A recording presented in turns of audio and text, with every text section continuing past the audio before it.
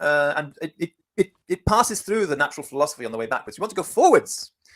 We don't want to have a second fall. We've already fallen once. We want to go back home.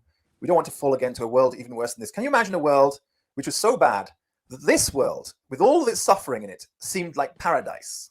Can you imagine that? That's not where we want to go. We don't want to go to that world, but that's where we're going to go if we carry on falling back, backsliding to this fallen status that we had when we first came to this world, the status of Adam and the Nephilim.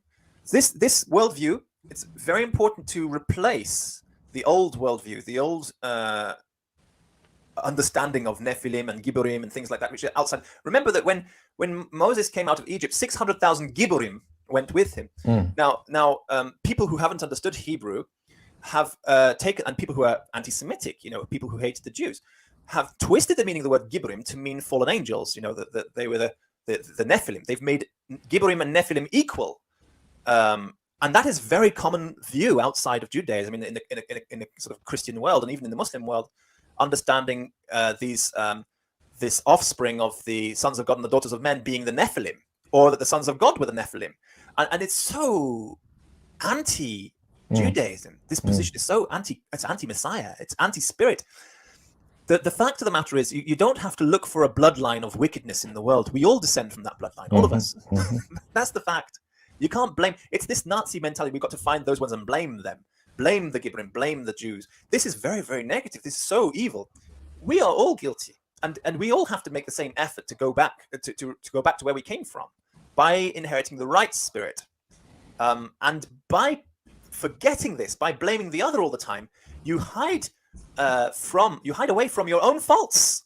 You hide away from your own the trap, which is yourself. And that's where that's the worst trap there is. It's a proper way of defining original sin, which of course is in the distillation of Protestantism, a projection of that, or a projection upon Adam as somewhat having been under a covenant of works, which is nowhere in the text. But the reality is that we know there's an empirical, verifiable reality that all of humanity does have a fallen problem.